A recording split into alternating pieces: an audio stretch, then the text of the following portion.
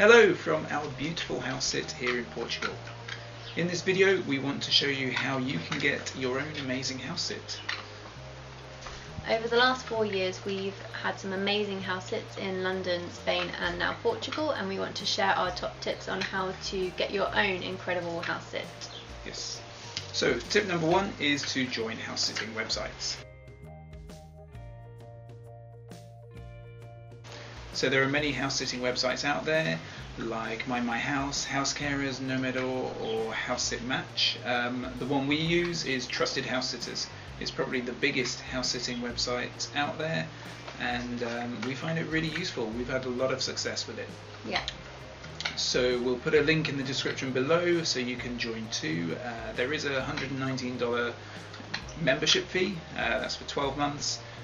But you can apply to as many house sits as you want, and there are no further charges.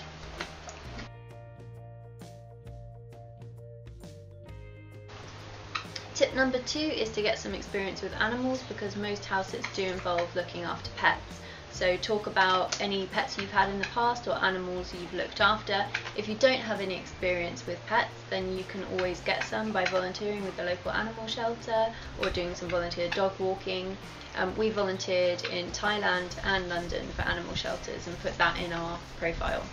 Yeah, and not every house sit involves animals, so even if you're not an animal person, there are still house sits out there for you.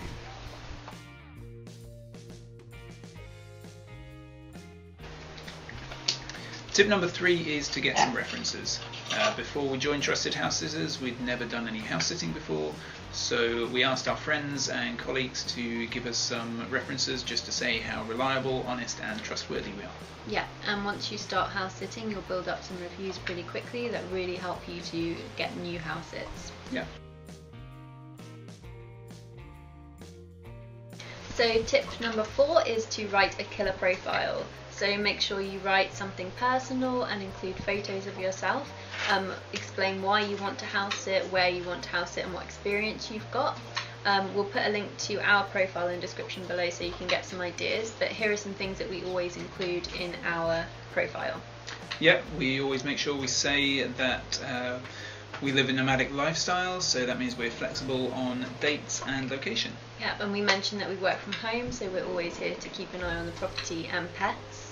Yeah, that we've successfully completed nearly 10 house sits so far. And we love animals, and we've looked after cats, dogs and pigs. And volunteered at animal shelters and owned our own pets in the past. Yeah.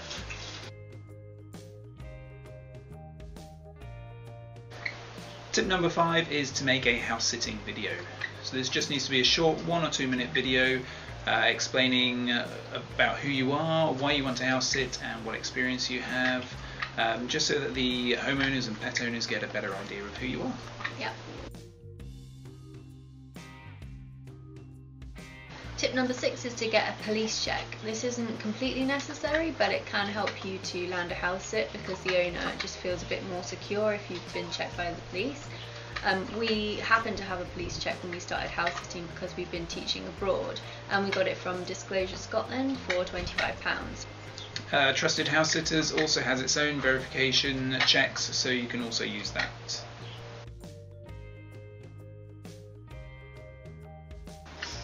Tip number 7 is to start house sitting in your local area. It can be very competitive to find house sits in popular places like London, so start local and then build up to those popular places.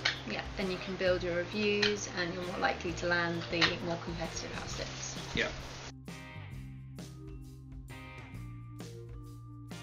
So tip number 8 is to be persistent. When you first start looking for house sits, you might get disheartened because it's so competitive and you might apply for things and not get a response or get rejected, but you just need to keep on trying and you'll get there eventually.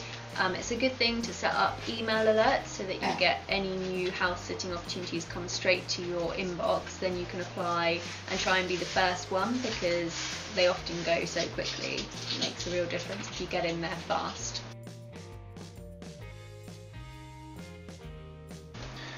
Tip number 9 is to offer to do an interview. So this doesn't have to be anything formal. Usually we just have a brief Skype chat with the homeowners, It means that everybody feels a bit more comfortable with each other, and we can answer any questions each other may have. Yeah, and if we're in the area, if we're in London for example, we do sometimes go and meet the homeowners before the house sit too, which is nice. Yeah.